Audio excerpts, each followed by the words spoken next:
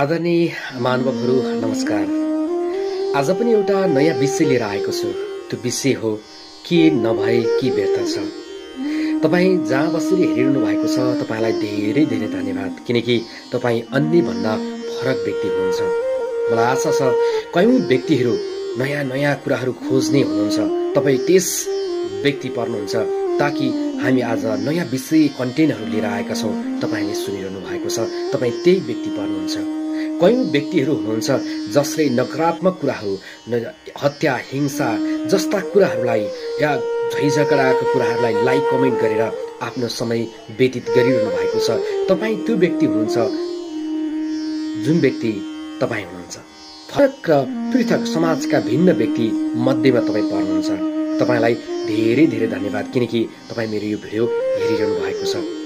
आज म के नभए के व्यर्थ, अर्थात् के भएन भने के व्यर्थ छ त भन्ने विषयमा लिएर आएको छु। धेरै होइन, थोरै समय मात्र बढीमा 3 मिनेट हुनेछ। आज म त्यो खुराक म तपाईलाई दिन चाहन्छु, के नभए के व्यर्थ। आदरणीय महानुभावहरु, मेरो अनुहार हेरिरहनु भएको छ, यो रूप हेरिरहनु भएको छ। याद गर्नुहोस्, गुण नभए रूप व्यर्थ छ। आदरणीय महानुभावहरु, अर्को नम्रता नभए विद्या व्यर्थ छ। तपाईलाई थाहा छ होला, पक्कै पनि रूप राम्रो हुँदैमा उनलाई सबैले राम्रो भन्छ भन्ने हुँदैन, किनकि रूप राम्रो हुनेको गुण पनि राम्रो हुनुपर्छ। त्यसकारण गुण राम्रो भएन भने गुण नभएमा रूप व्यर्थ छ। नम्रता नभएमा विद्या व्यर्थ छ, किनकि विद्या प्राप्त गर्ने मास्टर डिग्री या पीएचडी गर्नुहुन्छ, तर नम्रता भएन भने त्यसको नि व्यर्थ छ। त्यति मात्र कहाँ हो र, उपयोग नआए धन पनि व्यर्थ छ। उपयोग नआए धन पनि व्यर्थ छ। आदरणीय महानुभावहरु, जसको उपयोग आउँदैन त्यो धन के काम। त्यसैले उपयोग नआए धन पनि व्यर्थ छ। त्यो साहस नभए हतियार पनि व्यर्थ छ, किनकि साहस भएन भने त्यो हतियार जस्तो नै हतियार भए पनि काम लाग्दैन। त्यसकारणले साहस बिना हतियार पनि व्यर्थ छ। भोक बिनाको भोजन व्यर्थ छ। तपाईलाई थाहा छ यो त भोक बिनाको भोजन व्यर्थ छ। त्यति मात्र कहाँ हो र, होस बिनाको जोस पनि व्यर्थ छ। होस त हामी होस भएन भने जोस मात्रै भएर पनि के काम।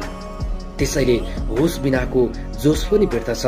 र अन्तिम रहेको छ, परोपकारी बिना जीवन व्यर्थ छ। आदरणीय महानुभावहरु, आज म तपाईलाई यही भन्न चाहन्छु, परोपकारी गर्नुहोस्। हामी जन्मदाखेरि हामीसँग मात्रै यो सास थियो र मर्दाखेरि हामीसँग सास हुँदैन, मात्र नाम हुन्छ। त्यसैले यो सास र नामको बीचको यात्रा नै जिन्दगी हो। यो जिन्दगीमा हामीले अर्को नाम कमाऊ, त्यो परोपकारी गरेर या अरूलाई सहयोग गरेर, अरूलाई भलाइ गरेर, अरूलाई राम्रो सहयोग गरेर, अरूलाई राम्रो बनाएर हामी यो संसारबाट बिदा हौं। हामी जन्मदाखेरि रुँदै आएका थियौं, मर्दा हाँसी मर्न पाऊ र अरू चाहिँ रुँदै हामीलाई मसान घाटसम्म अर्थात् कुनै पनि च्यानसम्म उहाँहरू रुँदै आउन्, हामी हाँस्दै मर्न पाऊ। त्यसैले जन्मदाखेरि हामीलाई पण्डितले नाम राखिदिएको थियो।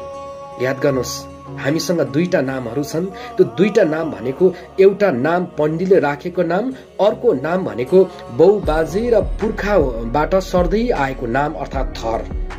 याद गर्नुहोस्, यो 2वटा नाम मात्रै भएर अन्तिमसम्म हामी जन्मेपछि मृत्युसम्म त्यही मात्र नाम होइन कि अर्को एउटा छुट्टै नाम कमाऊ हामी। त्यो नाम भनेको परोपकारी नाम।